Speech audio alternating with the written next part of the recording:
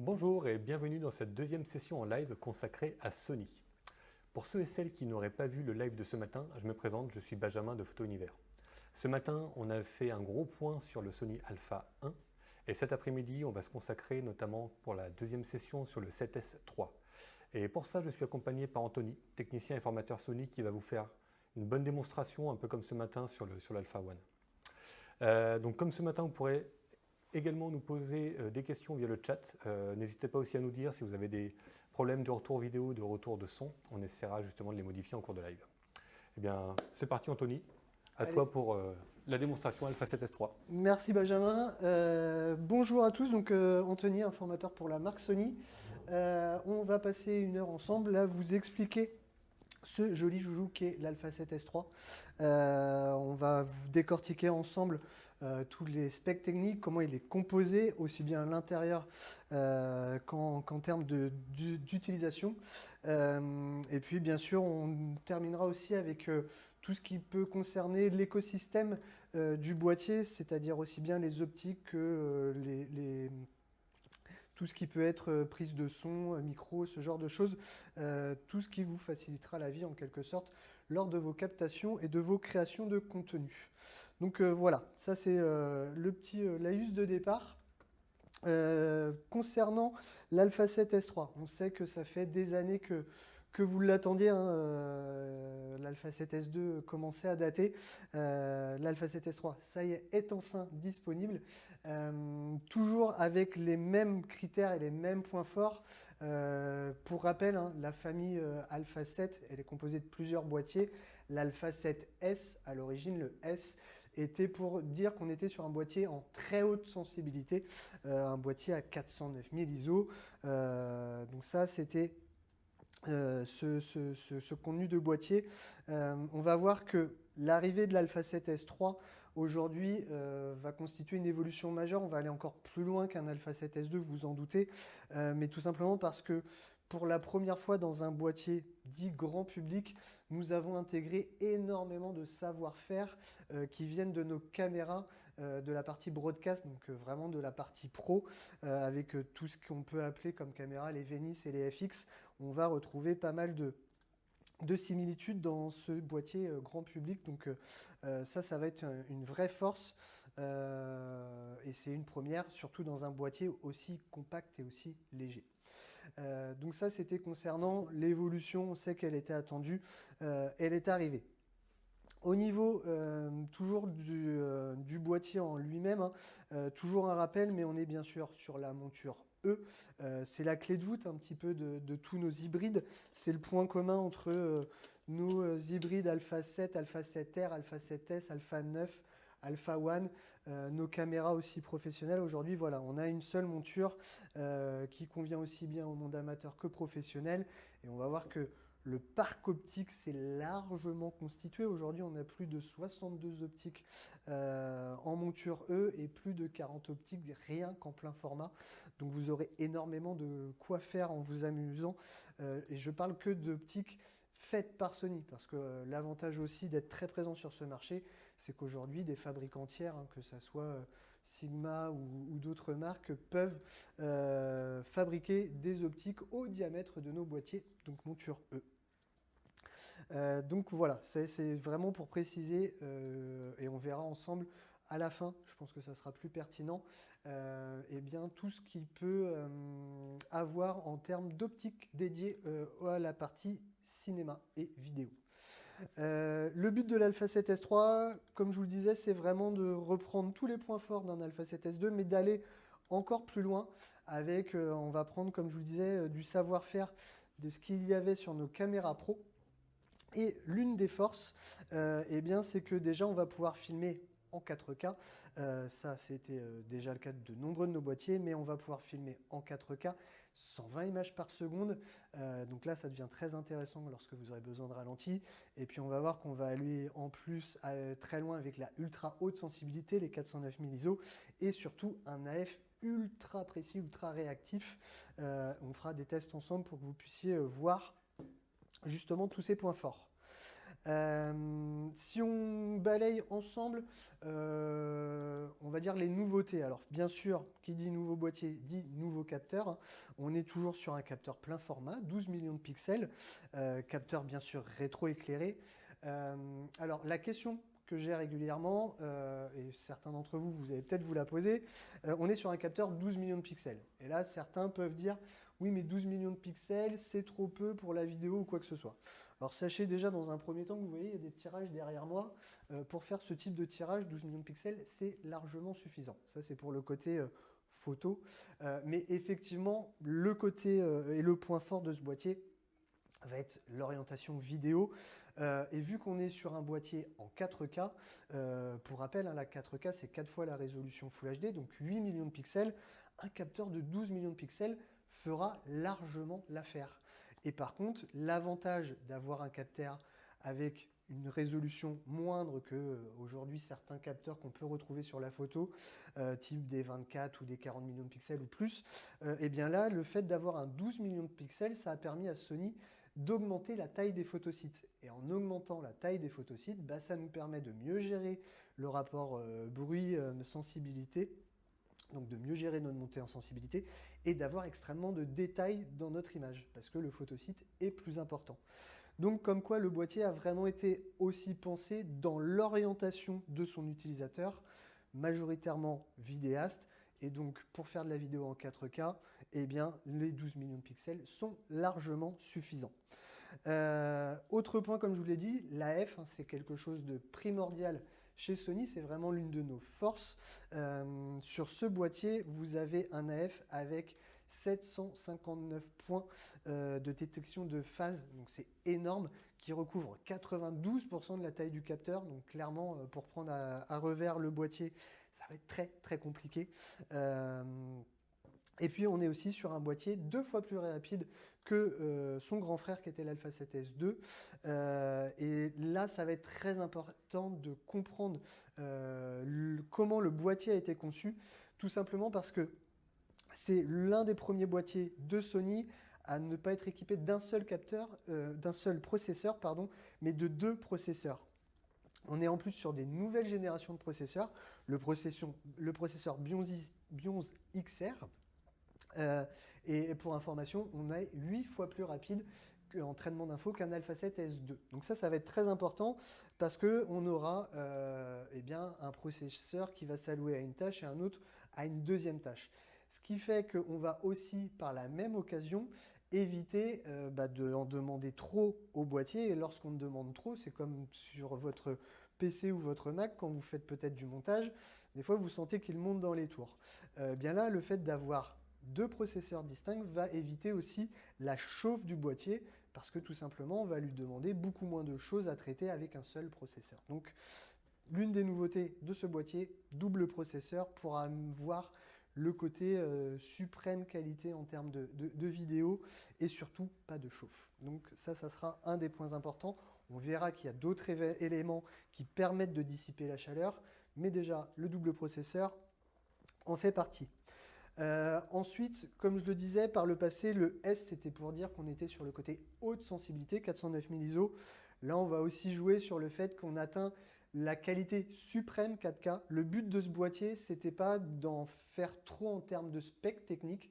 On aurait pu très bien sortir un boîtier en 8K, mais on sait qu'aujourd'hui, concrètement, sur le terrain, les créateurs de contenu, les vidéastes, ceux qui font de la vidéo aussi bien événementielle ou autre, la 8K, c'est pas forcément ce qu'ils recherchent. Parce que, ça va demander énormément d'espace de stockage. Et puis, en plus de l'espace de stockage, et ben derrière, il y a toute l'infrastructure avec votre PC ou votre Mac, encore une fois, qui va devoir traiter ces informations. Et en plus, admettons que vous ayez encore tout ça, aujourd'hui, la diffusion sur du contenu 8K, des téléviseurs 8K par exemple, il en existe très peu, et ceux qui existent sont extrêmement chers. Donc créer du contenu pour des personnes qui ne pourront peut-être même pas visionner en 8K, on trouvait que ce n'était pas en adéquation avec ce qu'on voulait faire vraiment et coller dans l'esprit du temps, c'est-à-dire qu'aujourd'hui la majorité c'est de la 4K, on pourra bien sûr filmer en Full HD, mais on voulait proposer la meilleure expérience en 4K. Donc voilà, pas de 8K sur ça. Les personnes qui veulent cropper un peu plus, bah, ils devront se contenter de la 4K, mais c'est déjà largement suffisant. Mais en plus, on est sur de la 4K full pixel, donc ça sera un vrai point positif pour vous. Comme je l'expliquais aussi, la meilleure qualité d'image en 4K, bah, ça va passer par notre fameuse montée en sensibilité. Alors pour rappel, hein, en vidéo, on est capable d'être jusqu'à 409 600 ISO, comme en photo d'ailleurs, en manière étendue. L'un des points forts, c'est qu'en vidéo, on va commencer à pouvoir filmer à 640 ISO en S-Log, voire à 160 ISO de manière étendue. Là aussi, c'est une nouveauté. Avant, on commençait plus souvent à partir de 1600, voire 800. Là, on va pouvoir descendre beaucoup plus bas. Et donc, bah, des fois, peut-être pouvoir se passer de filtres neutres ou ce genre de choses. Donc, c'est toujours intéressant. Et puis, au rayon des arguments un peu massus, au niveau de la plage dynamique, ben, on est tout simplement sur un boîtier qui a 15 stops de plage dynamique. Donc c'est énorme. Et là aussi, ça va nous permettre bah, de vraiment jongler, peu importe dans l'environnement dans lequel on va filmer. Si on a un intérieur, qui a une fenêtre à l'extérieur, qu'on veut quand même avoir le contenu, ce genre de choses, on a une plage dynamique assez importante pour faire ressortir tous les types d'informations. Donc les 15 stops, bien sûr, c'est en vidéo, hein, on est d'accord, en version S-Log 3.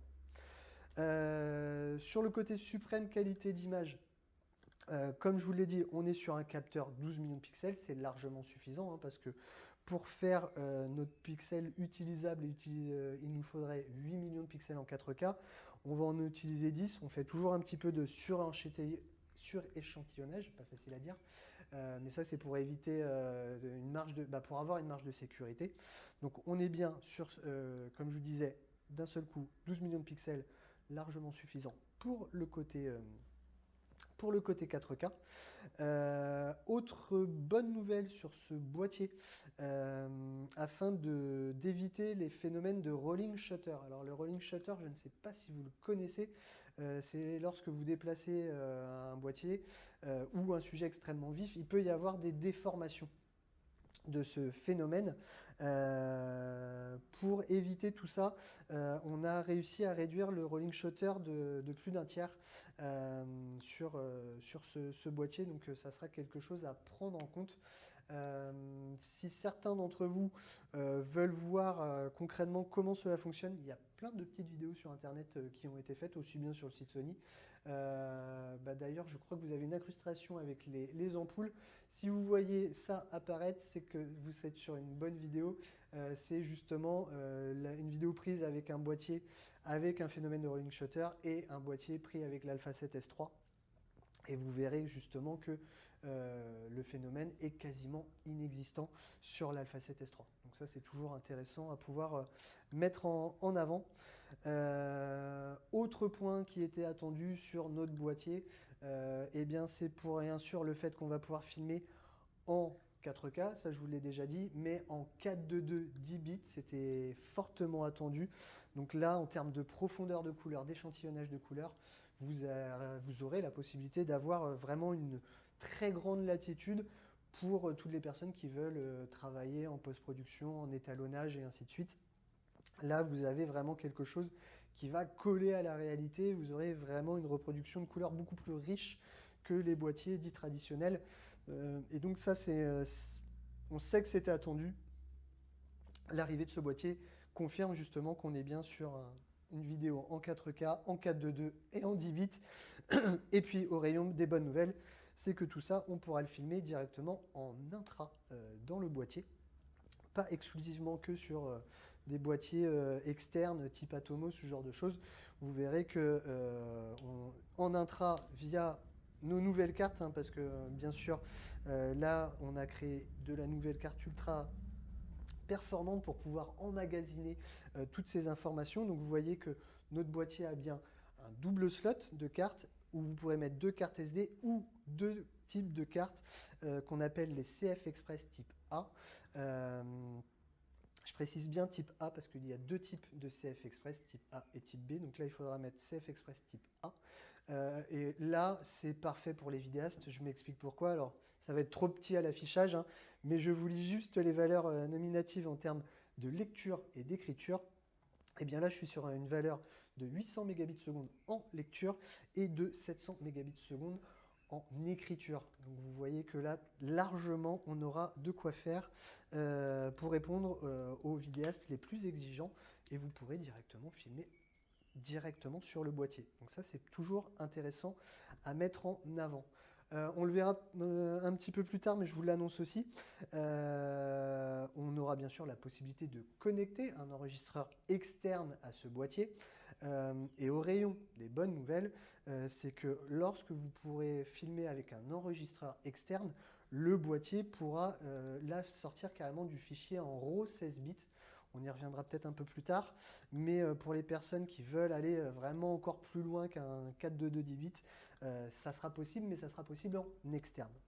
Est-ce qu'on peut, excuse-moi Anthony, faire un petit rappel pour nos amis photographes qui se lanceraient dans la vidéo, leur rappeler ce que c'est en fait du 422 10 bits? Alors, en fait, le 422 10 bits et 8 bits, c'est en fait tout ce qui va concerner le côté colorimétrie de la captation, l'étalonnage et ce genre de choses. Et en fait, quand vous êtes sur du 10 bits par rapport à du 8 bits, si j'essaye de trouver une explication assez simple, c'est que lorsqu'on était plus jeune, on avait des crayons, des boîtes de crayons de couleur, et puis il pouvait avoir des crayons des boîtes de 8 couleurs, 16 couleurs, 32, et puis des fois il y avait des boîtes de 64 crayons de couleur avec tant de nuanciers de bleu, tant de nuanciers de rouge, tant de nuanciers de orange et ainsi de suite. Et bien là, toute proportion gardée, hein, parce qu'on va aller beaucoup plus loin, ça va être en millions de couleurs. On va avoir une palette et un nuancier de couleurs capté de manière beaucoup plus importante. Le 10 bits capte plus de colorimétrie que du 8 bits. On pourrait comparer ça un petit peu à un fichier RAW en photo ou pas? En quelque sorte, oui, parce que derrière, ça va nous permettre d'avoir un champ de disponible à l'étalonnage beaucoup plus, avec un spectre colorimétrique beaucoup plus important, effectivement. Okay. Donc oui, très bonne question. Je pense que ça sera utile pour tout le monde. Oui. Toujours au rayon des bonnes nouvelles, là aussi, on va avoir une haute cadence. J'entends à la captation, comme je vous l'ai dit tout à l'heure en préambule, on va être capable de filmer en 4K 120 images par seconde et en Full HD jusqu'à 240 images par seconde. Donc pour tous ceux qui veulent intégrer des effets de ralenti dans leurs vidéos ou ce genre de choses, et bien sûr ce boîtier pourra le faire et il pourra encore une fois le faire directement en enregistrement interne dans le boîtier. Donc ça c'est un vrai gros point positif. Toujours au rayon des bonnes nouvelles. Alors pour certains qui ne connaissent peut-être pas l'environnement Sony et l'écosystème, il faut savoir que sur nos boîtiers, et même nos autres boîtiers plein format, hein, que ce soit un Alpha 7 R4, un Alpha 7 III, quoi que ce soit, sur le barillet, vous avez un mode vidéo et vous avez un mode qu'on appelle SNQ. SNQ, c'est pour Slow and Quick Motion. Donc tout simplement, on est directement capable de filmer en ralenti jusqu'à 5 fois, et vous le visionnez directement sur votre écran. Ça, c'était déjà le cas sur nos autres boîtiers. Par contre, malheureusement, lorsqu'on filmait en SNQ sur nos autres boîtiers, on ne pouvait pas filmer, par exemple, en 10 bits. Et on était souvent sur des débits beaucoup plus rétrécis, moindres, on va dire ça comme ça. Alors que sur le boîtier Alpha 7 S3, vous pourrez, même en mode SNQ, Slow and Quick Motion, donc soit filmer en accéléré ou en ralenti, tout en conservant le 10 bits. Donc ça, c'est là aussi l'une des nouveautés du boîtier, et puis avec des débits plus performants là aussi. Donc ça, c'est un point très important à savoir. Tant qu'on est dans les détails, sachez que lorsque vous filmerez en 4K jusqu'à 120 images par seconde, il faut savoir qu'il y aura un crop environ de 10% qui s'effectue dans la vidéo. Voilà, c'est un petit détail, mais à connaître, ne soyez pas étonnés lorsque vous passez dans le mode extrême ralenti, justement d'avoir cet effet de crop. Comme je vous l'ai dit, on peut filmer en intra, donc ça, il n'y a pas de souci. Au niveau de l'AF, alors comme je vous l'ai dit tout à l'heure, en fait, on a un AF ultra performant qui va couvrir 92% même de la taille du capteur en termes de couverture. Et puis, on va avoir un AF à détection de phase avec 759 points, plus 425 points en contraste. Donc là, on est vraiment sur ce qui se fait de mieux et qui fonctionne bien sûr en vidéo. Ça semble logique, mais un AF en continu, c'est pas forcément le cas. C'était d'ailleurs l'une des contraintes qu'on pouvait avoir sur certains réflexes parce que avec ce système de miroir, lorsque vous lanciez la vidéo, le miroir pouvait venir obstruer une partie du système d'autofocus. Vu que là, on est sur des mirrorless, aucun souci. Et puis, on sait très bien qu'avec Sony, aujourd'hui, on a l'un des systèmes AF les plus performants du marché et, point important, qui est compatible avec la totalité de nos optiques. Donc, vous avez vraiment de quoi faire. Toujours au rayon des nouveautés au niveau vidéo, vous allez voir aussi qu'on va pouvoir jouer sur la sensibilité de l'AF et le suivi de l'AF. Je m'explique. Lorsque vous faites de la photo, ça nous importe d'avoir la mise au point la plus rapide possible. Même s'il y a un phénomène de pompage, c'est pas très grave. On veut gagner vraiment en efficacité et tout de suite avoir le côté réactif. Par contre, en vidéo, si vous utilisez un autofocus un peu trop rapide, surtout sur des grandes tailles d'écran, ça peut faire un phénomène un peu désagréable visuellement parce qu'on peut avoir la sensation que l'AF a été, la transition d'AF a été trop violente. Et ça peut perturber souvent en vidéo. Il faut savoir que là, on va pouvoir jouer sur la réactivité de l'AF et la sensibilité du suivi. Et aujourd'hui, on est capable de le graduer sur une échelle de 1 à 7. Donc l'avantage pour les vidéastes, c'est que vous pourrez retrouver quelque chose de très doux en termes d'AF. Et donc ça sera un vrai plus. Je pense qu'on prendra le temps tout à l'heure avec Benjamin, on prendra 30 secondes. On a prévu une petite vidéo déjà qu'on a enregistrée avec un sujet en cuisine et puis vous verrez que justement la différence qu'il peut y avoir entre un suivi extrêmement rapide vitesse 7 ou au contrario extrêmement doux à vitesse 1. Donc on verra ça ensemble juste un peu plus tard. On pourra peut-être aussi montrer comment faire ce réglage éventuellement en interne sur le boîtier. Oui, bien sûr. Ouais. Ça peut être intéressant éventuellement de montrer aux gens comment on peut activer cette option et la paramétrer. Et exactement, et en plus ça nous permettra de voir les nouveaux menus du boîtier parce que c'est l'une des nouveautés aussi de l'Alpha 7S3, c'est qu'on a revu totalement nos menus. Alors pour les personnes qui sont déjà équipées de produits Sony, c'est pas la révolution non plus, hein, vous ne serez pas perdus, mais on a fait quelque chose je pense de plus sympa, de plus facile à comprendre. Il y a une belle différence. Ouais, avec un petit code couleur, une lecture à l'horizontale. Il y a quand même, comme le disait Benjamin, une belle différence. Ouais. Et donc tout ça, on le verra ensemble avec le retour écran qu'on vous fera tout à l'heure. Toujours au niveau bonne nouvelle sur les nouveautés, on a un écran qui est tactile, mais qui sera tactile aussi par exemple dans les menus, qui va nous permettre de suivre le sujet. Vu qu'on a 92% de taux de couverture, ça va être très pratique des fois de le faire sur l'écran. En termes d'AF, comme je vous disais, on est extrêmement bien perçu. D'ailleurs, on a l'AF sur l'œil. Ça fait des années que c'est déjà intégré dans les boîtiers Sony. Là, la particularité avec l'Alpha 7S3, c'est que vous allez avoir le suivi d'AF sur l'œil en photo et en vidéo. Donc ça, là aussi, y compris sur de la 4K à 120 images par seconde. Donc là, c'est vraiment l'une des grosses nouveautés. Et vous le verrez, on fera un retour écran aussi tout à l'heure avec Benjamin. Je vous invite à le tester dans tous les sens. On pourra garder le masque, pas de masque, se déplacer. Vous allez voir, c'est extrêmement bluffant la manière dont il est capable de suivre l'œil du sujet, que ça soit œil humain ou œil animal. Pour information, on est aussi capable de détecter l'œil des animaux. Donc c'est toujours intéressant à mettre en avant.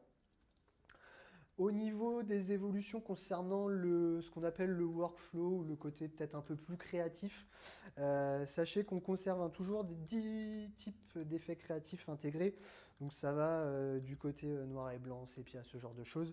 Sachez qu'à l'intérieur de chaque paramètre, donc les 10 paramètres déjà prédéfinis, vous pouvez accéder à des sous-paramètres où vous pourrez augmenter par exemple la netteté, le contraste et ainsi de suite. Donc tout ça à l'intérieur, vous allez pouvoir venir gérer un petit peu votre workflow comme vous l'entendez et on sait que parfois ça peut suffire à éviter tout de suite un travail de retouche sur le PC par la suite. Vous pouvez aussi directement affiner vos pré-réglages sur le boîtier. Parce que tu entends par workflow, excuse-moi Anthony, c'est tout ce qui est, donc on va jouer sur le contraste, la saturation, La la netteté, netteté, un petit peu comme des profils d'images en JPEG en photo, quoi. C'est un peu le même genre, C'est quoi. exactement ça. D'ailleurs, on D'accord, reprend à peu près le même menu avec le côté standard, neutre, couleur d'accord. éclatante et ainsi de suite. Sauf que on voit peut-être même dans l'intégration je vois qui apparaît en retour écran, bah, vous voyez des plus ou moins zéro. Alors là, ça veut dire qu'on n'y a pas touché, mais on peut aller chercher justement la teinte de saturation et l'augmenter sur une échelle graduée jusqu'à 9. Pareil pour la netteté, pour le piqué, et ainsi de suite. Donc on va vraiment aller plus loin directement à partir du boîtier. Et puis ça, c'était pour le côté créatif intégré. Après, ce qui va être intéressant aussi à savoir, c'est qu'on intègre à l'intérieur des profils pictures qui viennent là, pour le coup, de l'industrie du cinéma, avec des S-Log. Euh, on pourra bien sûr filmer en S-Log 2 ou en S-Log 3. Donc pour ceux qui ont un petit doute hein, sur les logs, c'est la capacité du boîtier à prendre des plages dynamiques extrêmement élargies. Je fais souvent un peu le parallèle, mais c'est vrai qu'en photo, si vous dites tiens, je vais peut-être faire de la retouche photo, eh bien je suis persuadé que vous n'allez pas shooter en JPEG, mais vous allez shooter en RAW.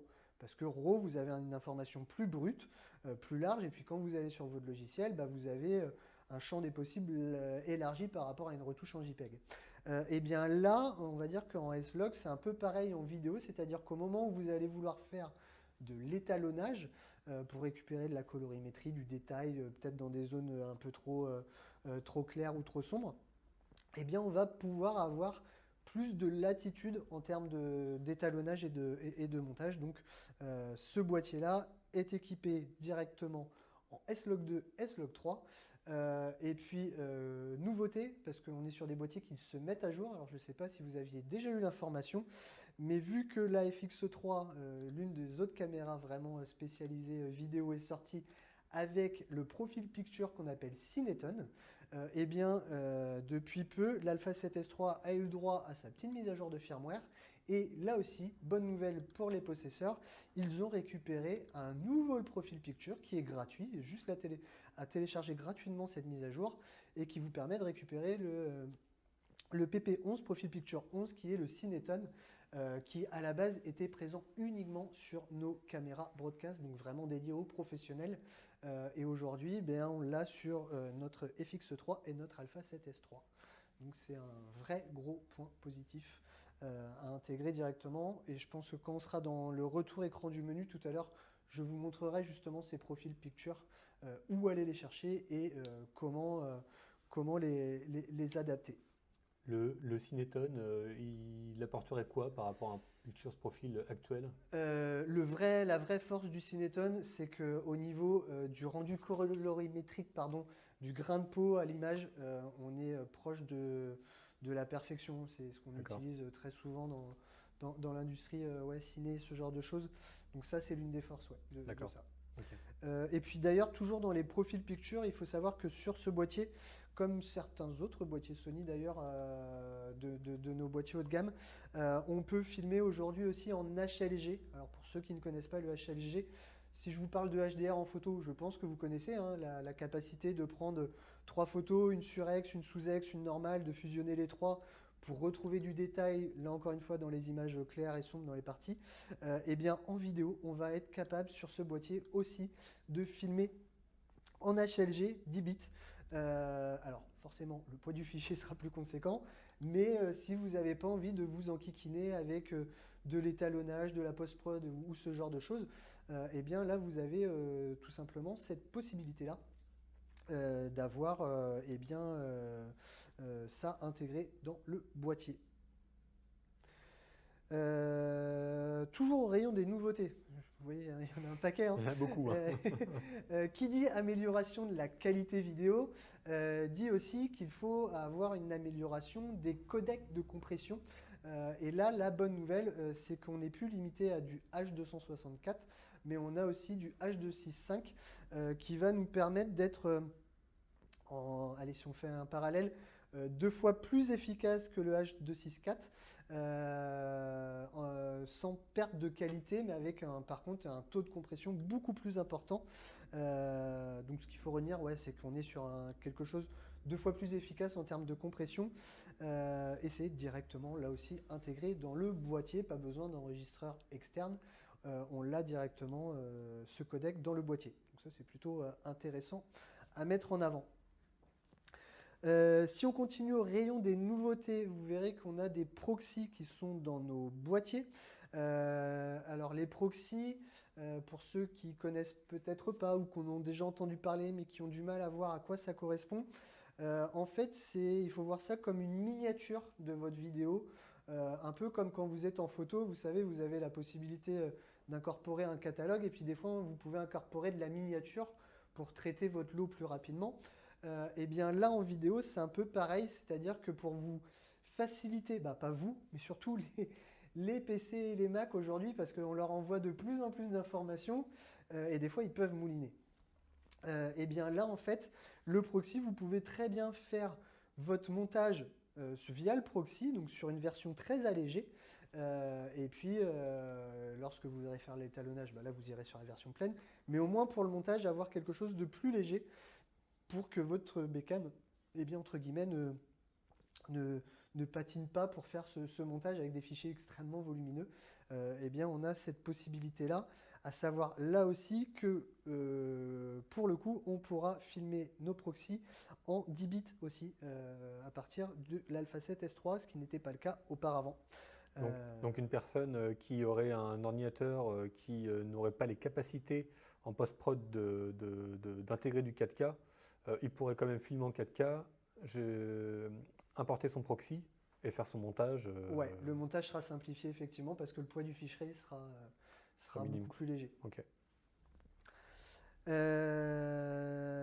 Donc ça on a vu, le 10 bits on en a déjà parlé largement, les S-Log logiquement on en a parlé aussi, S-Log 2, S-Log 3, donc c'est cette fameuse plage dynamique. À la limite, je ne sais pas si on peut leur montrer la photo avec la demoiselle dans l'ascenseur pour comprendre l'avantage d'un S-Log, ça peut être très pratique. Oui, il y aura autrement cette vidéo, effectivement. Non, mais c'est parfait. À la limite, on va pouvoir lancer la vidéo. Ça peut être intéressant. Dans un premier temps,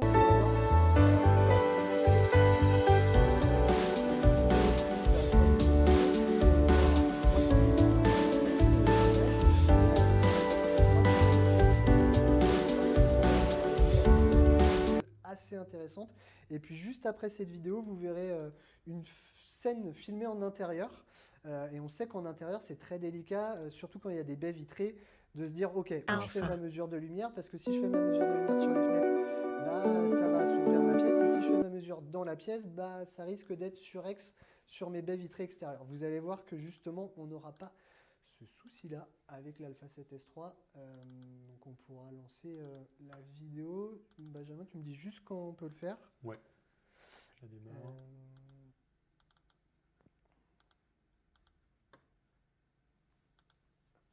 Juste en attendant qu'on vous lance la vidéo, pour vous rappeler aussi que donc tout ce que je vous ai dit, je peux le faire en intra dans mon boîtier.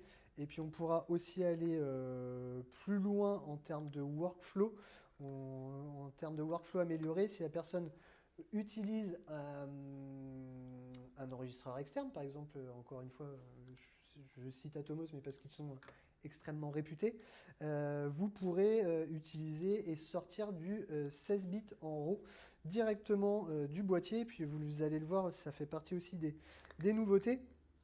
Mais en termes de connectique, on verra tout à l'heure ensemble l'ensemble des connectiques, mais vous avez un vrai HDMI, un HDMI 2.1 qui est capable de sortir justement du 16 bits jusqu'à des images en 4K 60p, c'est énorme. Donc voilà, ça c'était l'une des petites nouveautés.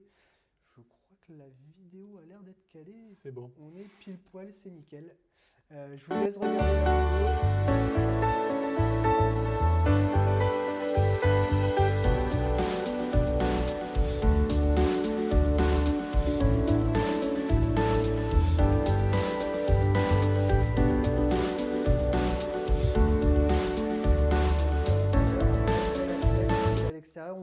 ce qui se passait derrière la fenêtre, sans pour autant perdre de contenu dans l'intérieur. Puis la danseuse, comme vous l'avez vu, à un moment donné, on avait l'impression qu'elle était dans un environnement, dans une pénombre, un peu ambiance opéra, avec le rideau rouge de chaque côté. Et puis en montant en ISO, eh ben, on pouvait donner l'impression qu'elle était en pleine journée avec un éclairage de chaque côté. Effectivement, là, c'est l'une des forces du boîtier. Ah bah tiens, si tu reviens juste en arrière, j'ai cru voir la petite dame dans l'ascenseur. Ah, non, là c'était ça. Ah bah j'ai peut-être mal vu alors.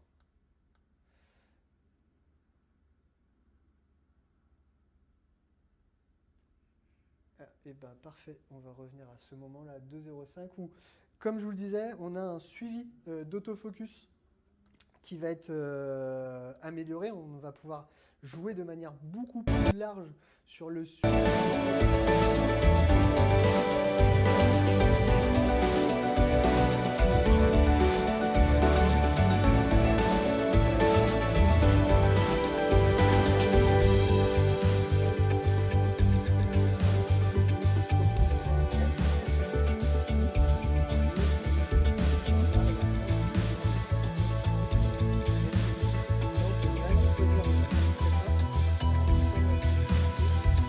Et puis, encore une fois, sur le suivi. Et c'est vrai qu'en vidéo, un AF qui est trop rapide peut être perturbant. Donc, on sait que c'est très apprécié d'avoir cette échelle graduée de 0 à 7. Donc, voilà. Au rayon des nouveautés, alors là encore une fois c'est pareil, si vous connaissez Sony, vous savez que nos boîtiers hybrides sont des boîtiers stabilisés, c'est-à-dire qu'on est capable de stabiliser nos boîtiers sur 5 axes tout autour du capteur. Donc ça, hop, si j'enlevais ça, vous voyez que je peux bouger, c'est tout autour du capteur qu'on stabilise l'image. Bien sûr, si vous avez une optique stabilisée, les deux vont fonctionner. Mais en plus, sur le boîtier Alpha 7S3, on va dire qu'on a intégré un nouveau mode de stabilisation en plus du 5 axes tout autour du capteur. C'est un mode Steady Shot actif, où tout simplement, on va dire que c'est un stabilisateur numérique qui va venir vraiment avoir l'effet un peu gimbal, mais sans la contrainte d'avoir justement à transporter son gimbal.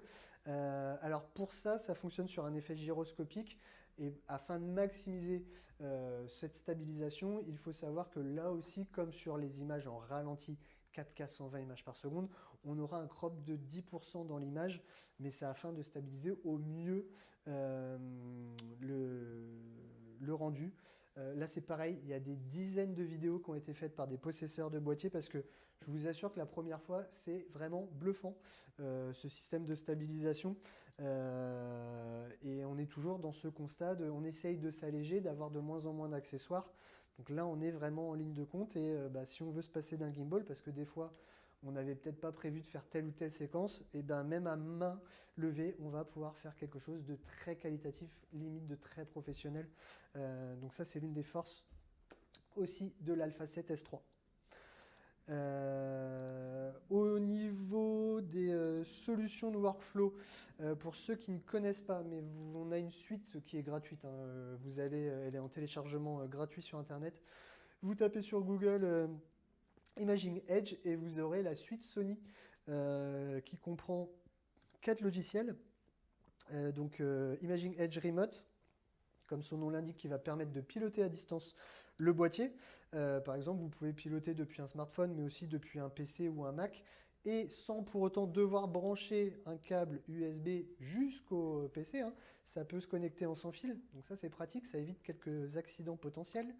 Il peut servir de viewer, il peut aussi servir à éditer ses photos.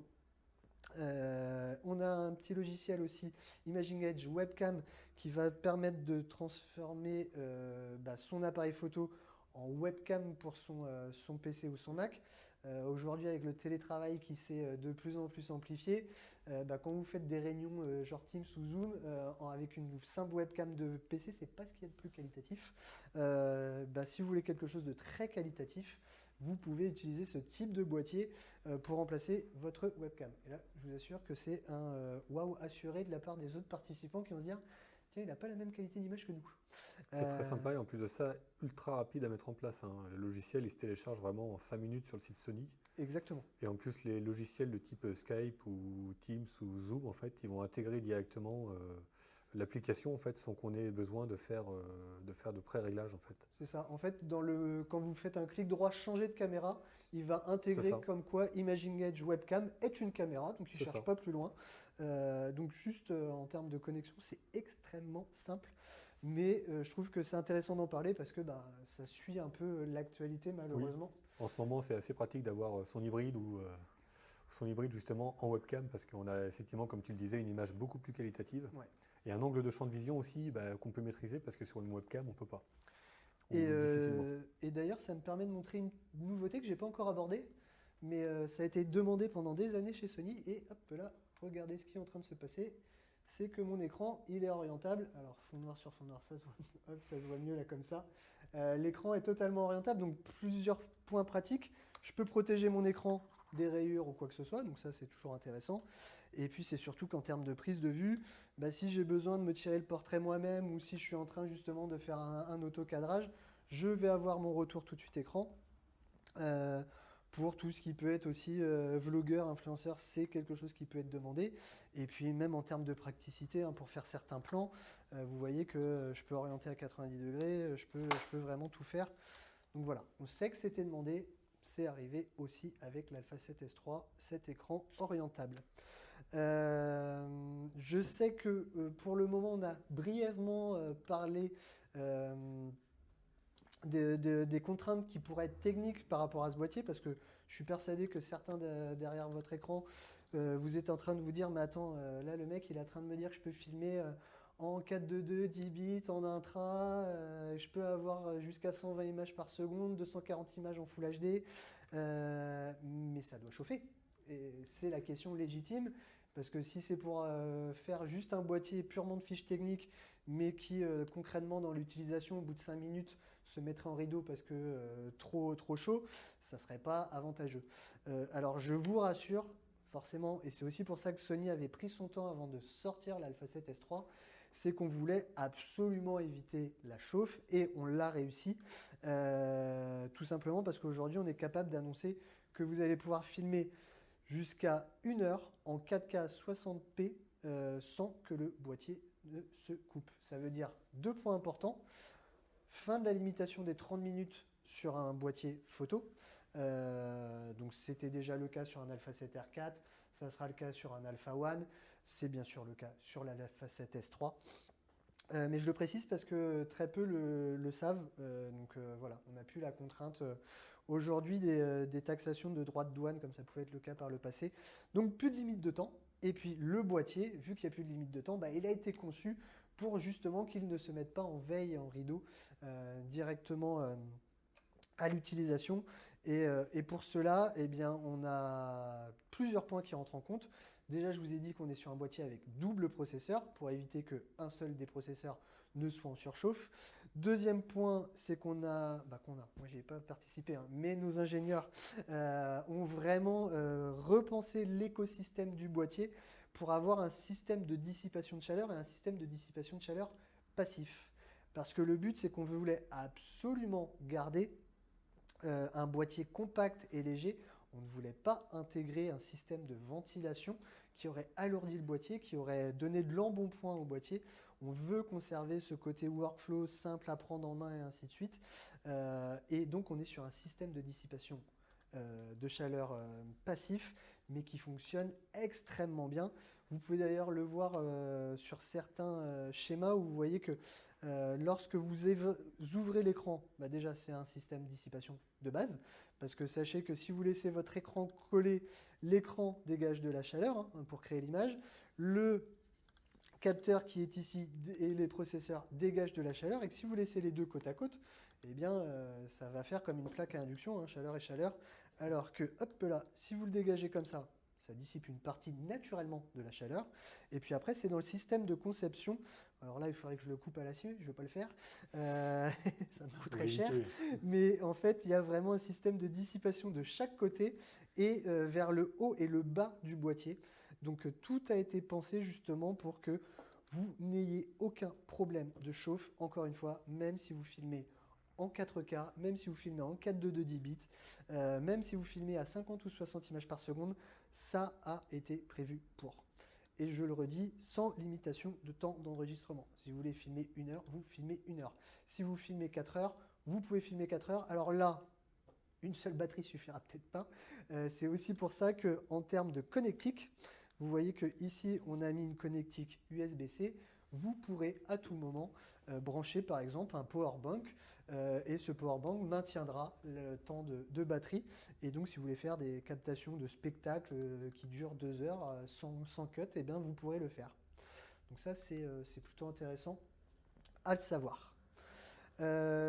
Si on continue toujours sur le côté nouveauté, qui dit vidéo dit aussi captation sonore, hein, ça va souvent de pair.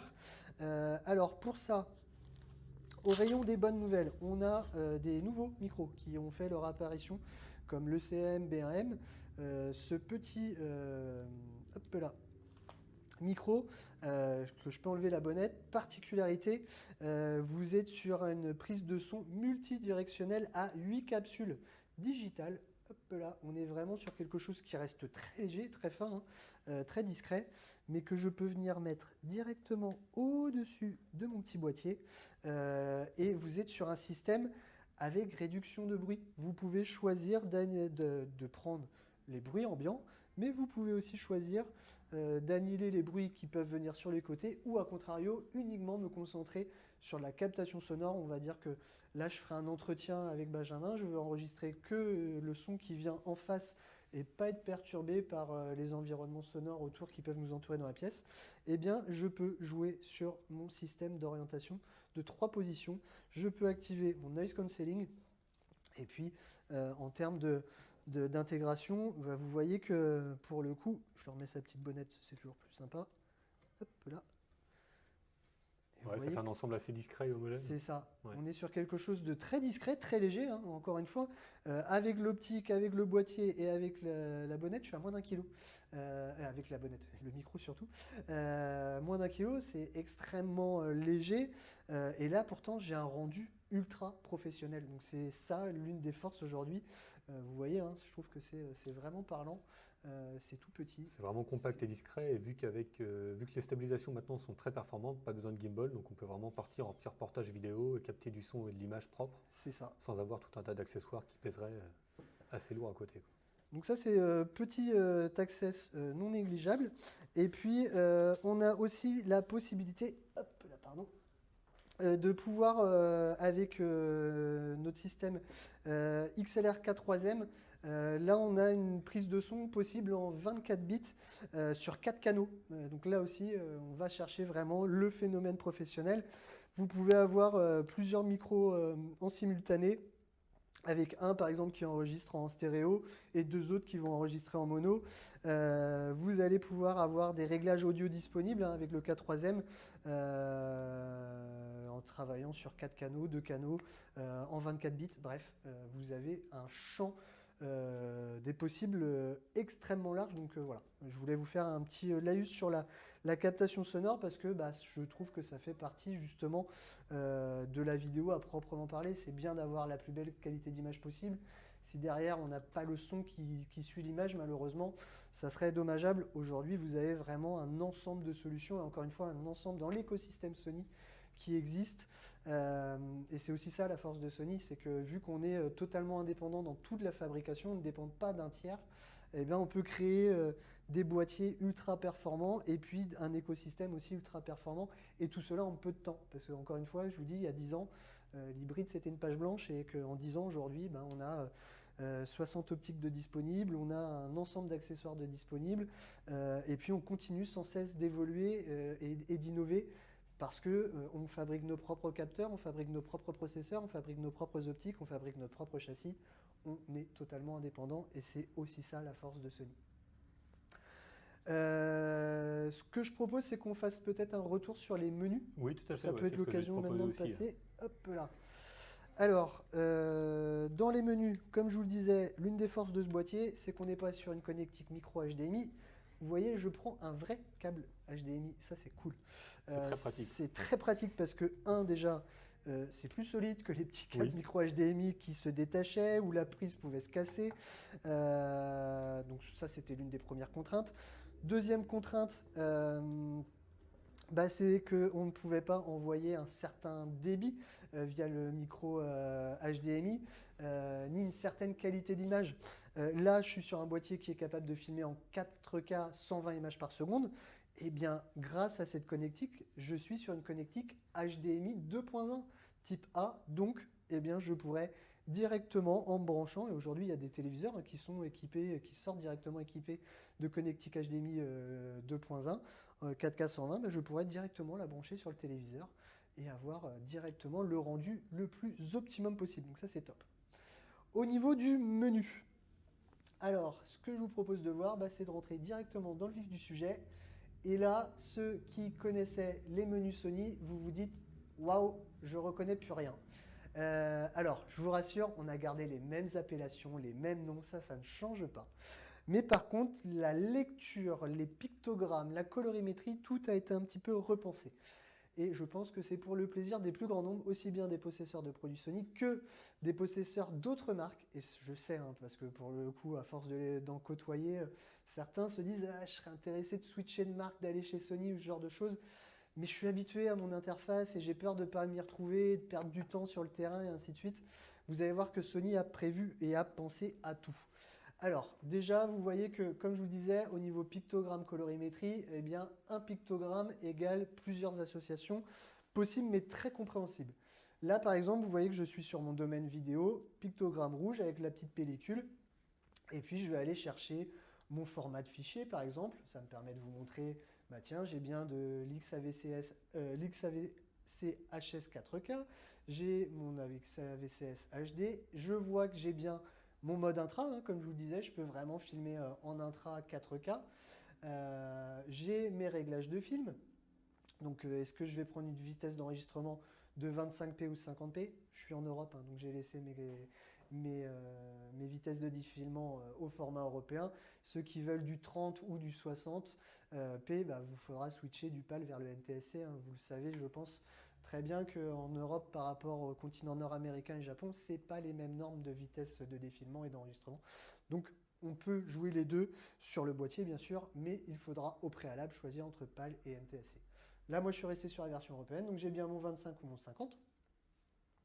Et puis, vous voyez derrière que vu que je suis en intra, j'ai un réglage d'enregistrement en 422 10 bits avec 500 mégabits seconde. Bon, vous avez compris que derrière, là, la carte mémoire, faudra s'équiper d'une bonne carte mémoire. Faut qu'elle assure. Ouais. Les petits proxys dont je vous parlais, c'est pareil, c'est un réglage et c'est quelque chose qui concerne la vidéo. Donc vous le voyez, il apparaît très facilement. Petit réglage du proxy, vous allez choisir si j'enregistre ou pas. Oui, hop, est-ce que je le veux en format compressé ou non? Et puis après, vous allez pouvoir choisir les différents formats de compression. Hop là. Et vous voyez que je peux passer en 420 10 bits ou 420 10 bits, mais en changeant aussi tout simplement mon débit. Donc ça, c'est plutôt intéressant. Hop, je reviens ici. Donc, vous avez compris aisément que là, tout ce qui va concerner un petit peu les réglages vidéo. Si je vais ici sur le pictogramme mauve, là, ça va être qui va correspondre à tout ce qui est exposition, colorimétrie. Donc, si j'ai besoin d'assistance visuelle, par exemple, sur ma mesure, je vais retrouver ici mon mode de mesure. Si j'ai besoin d'afficher un zébra, parce qu'en vidéo, je veux tout de suite savoir si je vais être surex ou pas, je peux afficher mon zébra. Pareil pour les profils d'image, la teinte colorimétrique, on en parlait tout à l'heure. Là, vous voyez que c'est dans exposition et couleur, c'est normal, ça a une logique, exposition et couleur. Donc, je vais chercher mes couleurs et mes tons, et j'ai bien mes différents modes créatifs. Donc là, vous voyez, j'ai le côté standard, neutre, vivifiant, et je peux rentrer à l'intérieur, jouer sur mon contraste, sur mon ton clair, sur mon ton foncé, sur ma décoloration, sur ma saturation, sur ma netteté, sur ma clarté. Je peux vraiment jouer tout, et puis dans mon contraste, encore une fois, je peux monter extrêmement loin, hein, je peux aller jusqu'à +9. Et à contrario, je peux descendre jusqu'à -9. Donc on peut vraiment se personnaliser déjà son apparence créatif. Alors je vais le remettre en standard juste pour pas qu'il y ait de modification. Hop. Et puis, mode très important en dessous pour les vidéastes, c'est le fameux profil d'image. C'est là où je vais aller chercher, comme je vous expliquais tout à l'heure, mes logs, par exemple, ou mes cinétones. Donc je vais dans profil d'image, et là vous voyez que, alors, je vais peut-être te prendre en cobaye, parce que juste un mur gris, ils vont pas comprendre. Donc, vous voyez, ça me permet de voir. Vous voyez à mi-course, il y a eu un petit carré blanc qui est apparu. Ça, c'était pour la détection de l'œil. Il n'y a pas de souci. Vous le voyez, il peut être de profil, il peut être de côté, il peut se déplacer. Il va toujours le garder sans aucun souci. Donc là, c'est un vrai gros point positif. C'est top d'avoir un mannequin, comme ça, au moins, on a directement le rendu. Et vous voyez, il peut même se mettre de profil, il n'y a pas de souci, il le suit en temps réel. Et ça, encore une fois, en vidéo, ça va marcher. Donc ça, c'est top.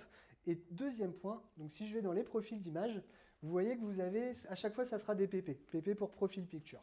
PP up, ça veut dire que vous ne mettez rien en place. PP1, par exemple, je sais que ça va être mon mode de gamma movie. Si je vais, par exemple, sur un PP3, je sais que, hop là, pardon, ça va être mon gamma ITU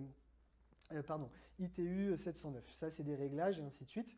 Et vous allez voir que, hop, si je bascule en termes de colorimétrie, si je vais chercher des logs, par exemple le PP7, vous avez vu que c'est en train de s'assombrir, on a quelque chose de flat. Là, on est sur du S-Log2. Si je vais chercher derrière le PP8, on va être sur du S-Log3. Et vous voyez, on a l'impression que tout est devenu très grisâtre, comme s'il y avait un voile qui était tombé.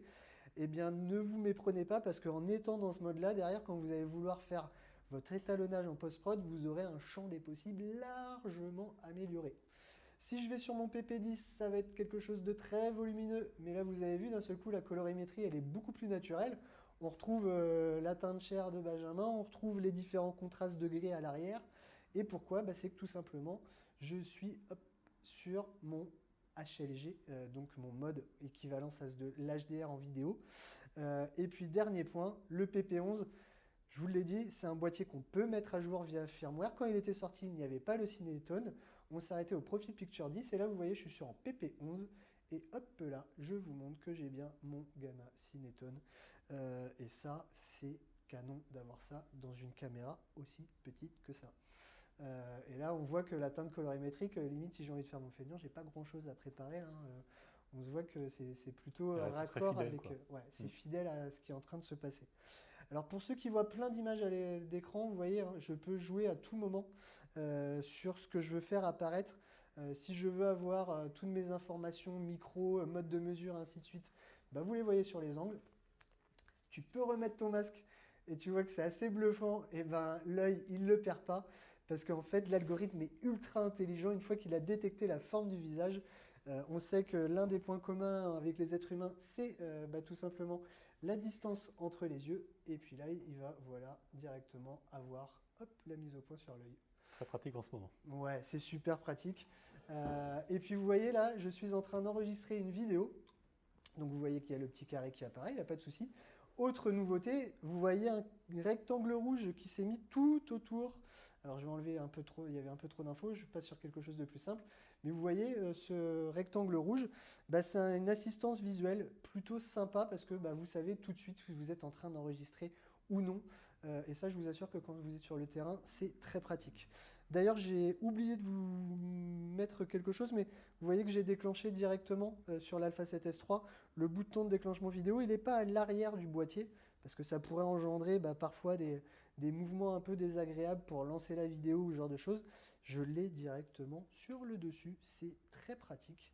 Il est très visible en plus, c'est le petit carré rouge là. J'ai juste à lancer, hop, et ça lance la vidéo, c'est top. Donc c'est un petit détail, mais ça fait partie des nouveautés. Au niveau du menu, on devient bien sûr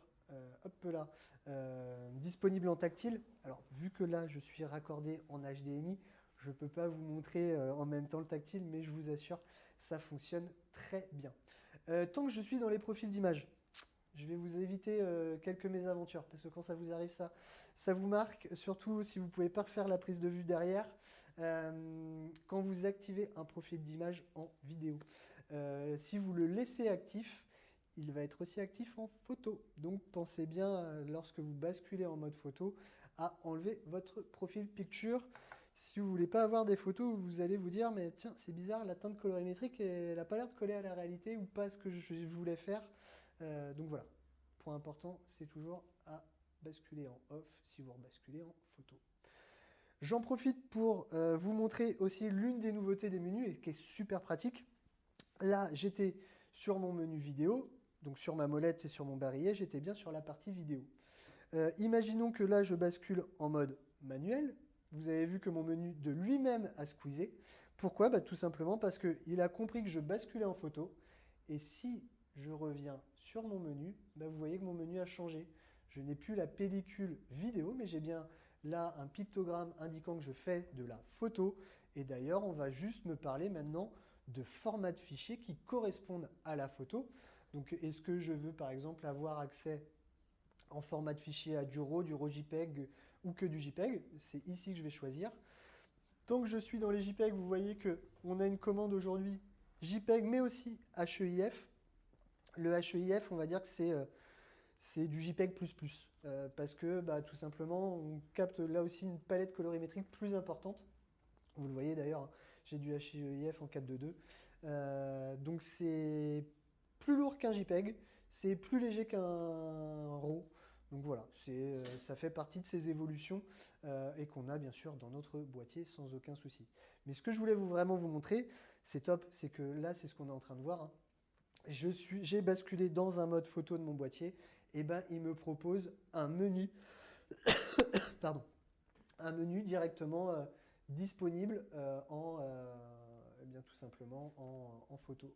Et puis si je rebascule ici, ça va pareil, ça va concerner tout ce qui est mode de prise de vue, entraînement, mes réglages directement de stabilisation d'image, là on va les retrouver ici.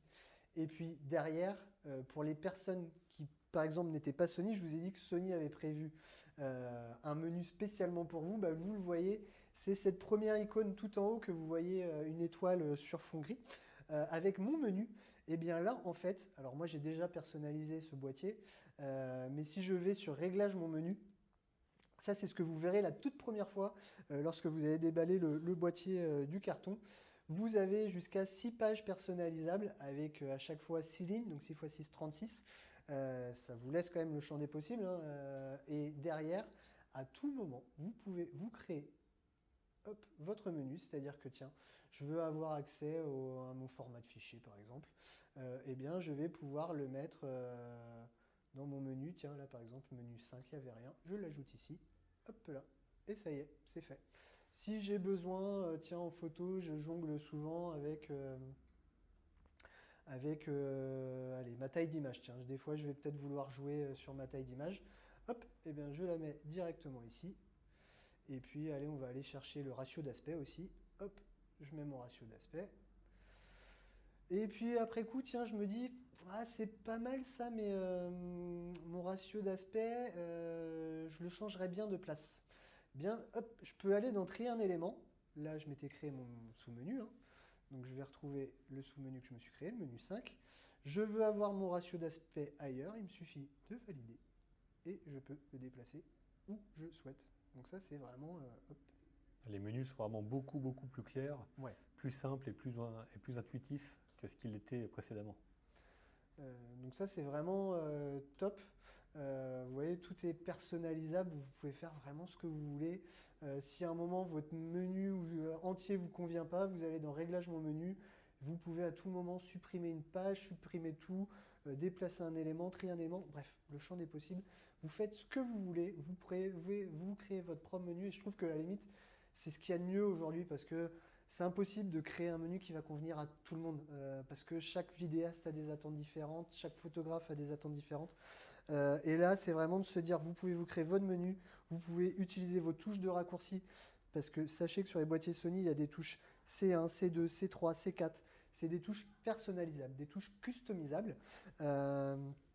Et ça, c'est pareil, c'est un vrai gros point positif de pouvoir se dire, eh bien tiens, en photo, je veux que la touche C2, ça soit pour, par exemple, tiens, switcher de l'œil gauche à l'œil droit. Et puis, à contrario, je voudrais qu'en vidéo, le C2, ça joue sur, tiens, mon suivi d'AF. Eh bien, je vais pouvoir personnaliser une même touche de deux manières différentes, que ça concerne la photo ou la vidéo. Là aussi, il me suffira juste en fonction de lorsque je tourne le barillet, la touche d'elle-même switchera d'un mode à un autre. Donc ça, c'est vraiment extrêmement pratique. Je ne sais pas s'il y a des questions. Il n'y a pas eu de questions particulières. En plus, on a fait pas mal le tour par rapport au Pictures Profile, par rapport à la Ouais. chaleur qui pouvait être un peu problématique sur les boîtiers précédents. Donc je pense qu'on a fait déjà un bon point. Je pense qu'il n'y a pas grand-chose d'autre à rajouter. Encore une fois, de toute façon, toutes les questions seront bien évidemment possibles après le live, hein. Encore une fois, on est toujours joignable chez Photo Univers sur notre boîte mail ou sur notre téléphone s'il y a d'autres questions. Mais là, pour l'heure, je pense qu'on a fait déjà un bon débrief sur le 7S3. Et je vais juste peut-être conclure sur les optiques dédiées à la Ouais, vidéo. tout à fait. Ouais. Pour vous dire qu'on a déjà une gamme optique vidéo cinéma de prévues qui sont disponibles. Donc on a aujourd'hui un 28-135 en plein format. On a un 18-110 et un 18-105 en APS-C. On a un zoom cinéma 16-35. Et puis, il faut aussi savoir que nos dernières optiques, type 24-1.4, 20-8, ce genre de choses, même un 85, 1.4 ou ce genre d'optique, il faut savoir que maintenant, on retrouve, alors pas comme sur cette optique-là, malheureusement, mais je peux peut-être aller montrer une optique, c'est bref. Oui, bien sûr. Je vais vous chercher ça de manière très rapide. Hop. Il y a beaucoup de nouveautés de toute façon en optique chez Sony, notamment effectivement 24-40 qui sont très compacts. Là, vous voyez, hein, là, en allant sur le site Sony, on s'aperçoit bien de la taille de ces trois nouvelles optiques. Ouais, les trois nouvelles sont vraiment ultra compactes, ultra légères. En plus, les bacs sont crantés pour du follow focus. Et exactement, c'est ce que je voulais montrer. On est raccord. Vous voyez, hein, par exemple, là, je prends un 85, un 4, et vous voyez que bah, je peux jouer sur mon ouverture de diaph, et vous entendez peut-être Et le petit clic. Ouais. le petit clic. Ça, c'est très pratique pour les vidéos, la photo, parce qu'à tout moment, je vais pouvoir savoir de combien de diaph j'ai changé. Mais par contre, en vidéo, on n'a pas envie d'entendre cette problématique-là. Donc, juste sur le côté de l'optique, vous voyez que vous mettez le clic en off, et là, pareil, et on entend. Non seulement on n'entend rien, mais en plus de ça, c'est beaucoup plus fluide au niveau de la manipulation. Donc on peut vraiment faire une ouverture ou une fermeture de diaph tout en douceur, quoi. Exactement. Donc voilà. Donc vous l'aurez compris, hein, aujourd'hui, vous avez vraiment tout pour vous faire plaisir en vidéo avec ce type de boîtier. Vous avez tout l'écosystème qui existe, mais vous avez surtout le meilleur boîtier pour filmer en 4K sans problématique de chauffe, avec encore une fois la possibilité de filmer en ralenti, en 4.2 de 10 bits, bref, de l'étalonnage de fou, des profils picture de fou. Vous avez tout pour vous faire plaisir. Hop. Merci Anthony. Bah de rien, merci à toi. Merci Anthony encore pour cette belle présentation. Donc le 7S3, comme vous l'aurez compris, c'est effectivement un boîtier pour filmer, mais il a aussi des grosses possibilités photo. Comme on l'a vu, il a vraiment un menu complètement intégré et complètement en raccord avec les autres modèles de la marque en fait en photo. Mais effectivement, ça reste une bête de course en vidéo, hein, comme on l'a vu, les Pictures Profile, pardon.